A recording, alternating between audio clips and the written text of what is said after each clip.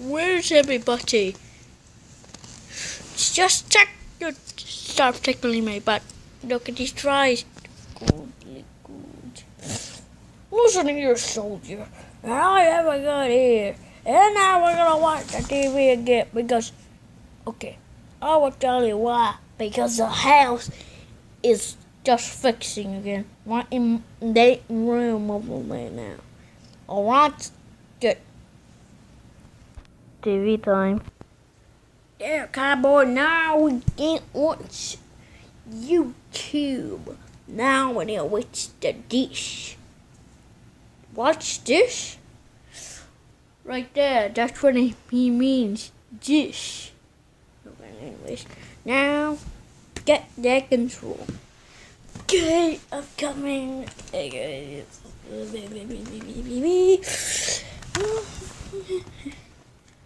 Let's watch Sunday on TV. If it gets loose,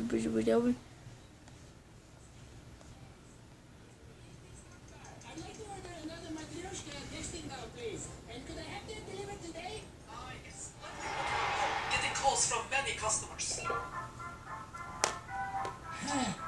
I guess it must be busy at the store. Oh, the circle needs us. But I'm on the phone. What do I do with this? Sorry for the wait. Hello. Answer the phone. Hello? That's not a terrain. Isabella was kind enough to enlist the help of the Fireside Girls to make the course, guide us, and help out along the way. More racy, less talking. Sweet. You're wrong. Hey, Belgique, don't let a little thing like all of your male ancestors getting mauled by tigers during a bike race get you down. Well, it does seem to indicate a pattern. Just remember, you have something that they didn't have. Greg LeMond. Back here. Hi, Belgique. I'm Greg LeMond, first American cyclist to win the Tour de France. 3 times, actually. So, like, recently? That's not the point. The point is, I see a kid who needs inspiration. Oh, you mean me, right? That's right, Belgique. Don't let anything stop you. There's nothing in this world that you can't do. Actually, I can think of many things that I cannot do. Trust me that you are speaking. I hate it, got change it. Okay, soldier, look. Good, Jesus. Let's turn on this. So watch YouTube again.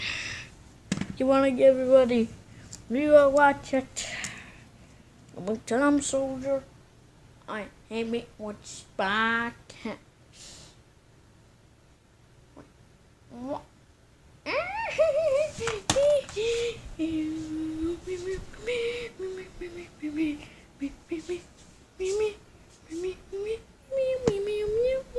Test our skills. They die or lose tires. Yeah, you lose if you do. And then, for the final race, we're doing a point-to-point off-road through the city race. Whoa! Yeah.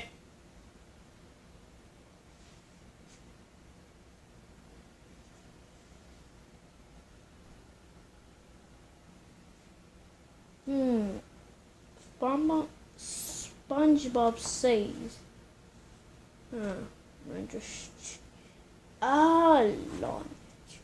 A runtime for Godzilla King of Monsters. Which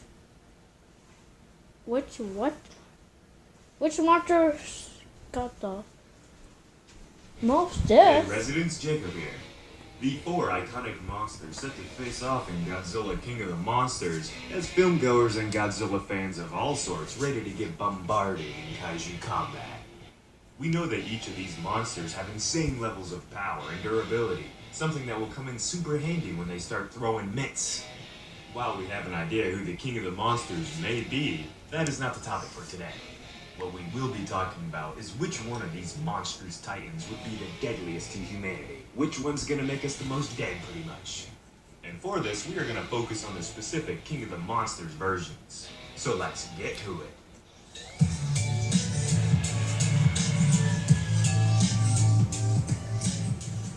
Let's get to the tail of the tape. Godzilla, King of the Monsters. Mothra, Queen of the Monsters. Rodan, the one born of fire. King Ghidorah, the devil with 3 heads.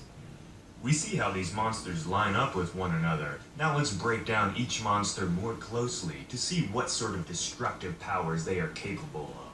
Starting off with the G-Man, you already know what sort of threat he brings towards humanity. Practically unstoppable, Godzilla possesses a massive threat towards the lives of us humans. However, he is not the most deadly when it comes down to pure loss of lives.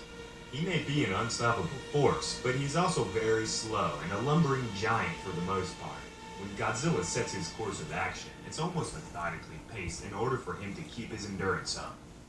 Godzilla may look like a bodybuilder, but he definitely prefers to operate more like a long-distance runner, taking his time moving from one place to another, saving his real power and speed for combat with the other Titans. Godzilla can't destroy an entire city all by himself, but it would take at least a full day's worth of time to do so. That may sound fast, but in a world of 400-foot-tall monsters, it's not all that bad. Godzilla's destruction would probably never stop if he wanted it that way, but in the end, us humans would more than likely be able to avoid his destruction if we were warned a good bit ahead of the time. Godzilla's destructive capabilities do go up, however, when you consider the populated urban areas and cities that are located on the water. We've already seen what this means for any people unlucky enough to be near the coast. But since not every city is located on the ocean side, we can't give Godzilla the crown for the most deadly titan. Mothra. The details for legendary Mothra have been the most secret out of all the titans for the upcoming movie, and no one's quite sure why. This could very well be due to Mothra not being any sort of threat to humanity. That's why they keep choosing to go with clips of Rodan and Ghidorah more often. People want to see the action, not the beauty, at least for marketing material. Mothra has giant wings that can probably make some hella strong winds, but potentially not in the way that it would take to destroy entire buildings with a single flap. I don't know. Mothra is a good guy, or a lady, sorry. The most that's is Rodan Rodan humans unless provoked, so it's just not in her design to have powers that can wipe out entire locations, as far as we know. What she can do, though, is blind the hell out of you with her God rays. This super bright bioluminescence ability generated from her wings could definitely make you lose your vision, which wouldn't be good, but at least you would still have your life. So for that reason, plus the fact that Mothra is always a protector of humans, keeps her from the top of the list. Rodan. Rodan's been kind of a sidekick character, but I've always had a soft spot for him. In a lot of ways, he's more powerful than Godzilla. He's like the winged A-bomb. I think we've done him justice. These are the words from Godzilla King of the Monsters director Michael Daughtry when speaking about the flying magma monster. Godzilla personifies the power of an atom bomb, and Rodan shares this trait, but with also the ability to fly at speeds greater than sound.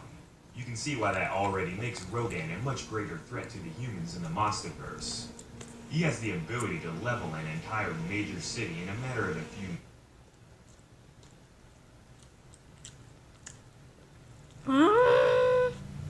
Yum. Yum, yum, yum, yum, yum. This means adoptions they failed. The future of Star Wars is dead.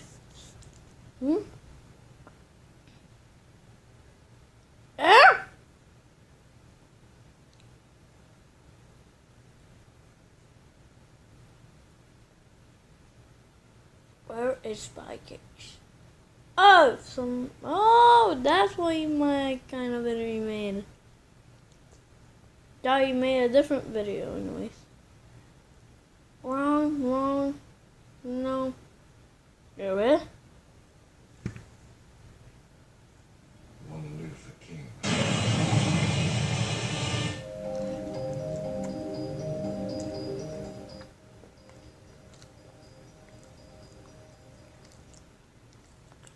Welcome back to the channel, folks. Mr. H here for a quick news flash in the world of Godzilla, King of the Monsters. So, it would appear that the official classification and runtime has been revealed for the film. So, big news. And I'm just going to preface all of this by saying I don't think it's particularly good. So, I'll get to it. Godzilla 2's runtime seems to be revealing that it's 132 minutes. So it's just over 2 hours. It's 2 hours, 12 minutes long. Now, the reason why I say that doesn't seem to be very long, Godzilla 2014 had a runtime of, again, just over 2 hours. 2 hours, 3 minutes, 2 hours, 4 minutes. And that was handling the origin of Godzilla. It was handling the origin and world building of Monarch, and of course the Mutos. Now we then flash forward, and we've got Godzilla King of the Monsters, a film which is reported to not have the same mistakes as the first film, i.e. a lot more monster battles, but it would still need a human narrative. It would still need to build off of the last film. It would need to explain some bits and pieces, and we know that there is a heavy human narrative in there. We know that there's Monarch, there's some eco-terrorists, and everything that's going on between them. Deception, mercenaries, things like that. So for it to have all of that, plus the origin of King Ghidorah, plus the origin of Rodan, plus the origin of Mothra, 2 hours 12 minutes, in my eyes, just does not seem long enough. And I've been a huge proponent of this film. You guys know I am absolutely hyped for it. I don't even need to say it. You know that I'm there opening night and I cannot wait for this film. But I see 2 hours 12 minutes and I do get concerned. I look at it and I say, well look, in my eyes, with the previous film, 2 hours 3 minutes, 2 hours 4 minutes, it's potentially not long enough. We do have to explain quite a lot in Godzilla King of the Monsters for it to be a narrative which makes sense. So look, I'm going to wait, obviously, I'm going to wait for the film to pass judgment, but when I saw that, I was a little bit concerned and I wanted to bring you this news. What do you think? 2 hours 12 minutes, do you feel like it's just not long enough? Or do you think that I'm completely off the mark with the kind of points that I've raised? I'd be surprised if you do, just because the origin of 3 other monsters plus other titans we're supposed to be getting in this film, plus world building, plus the human story. 2 hours 12 minutes in my eyes just doesn't seem long enough. But hey, look, whatever. I want to pass you on this news. The classification is N for mature, and that's it really. There's not any other major news surrounding this, and I don't want to labour the point. I don't want to appear overly negative for this because I am looking forward to this film. Again, I don't even need to say it. You guys know that I am. So anyway, let me know your thoughts down below. And if you are a huge Godzilla fan and you're a fan of the channel, please do check out my new line of merch, God in Glass. You can check it out by the represent.com link down below in the description box. And then you can make it any color anyway. Ooh, OB.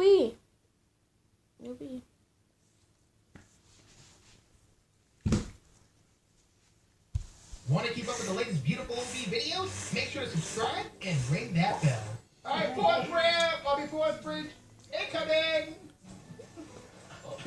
We have a little deconstruction going on.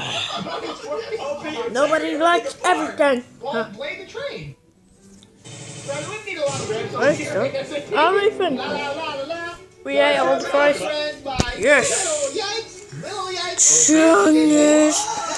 Hey, what's up, guys? Whoa. Whoop. Bye.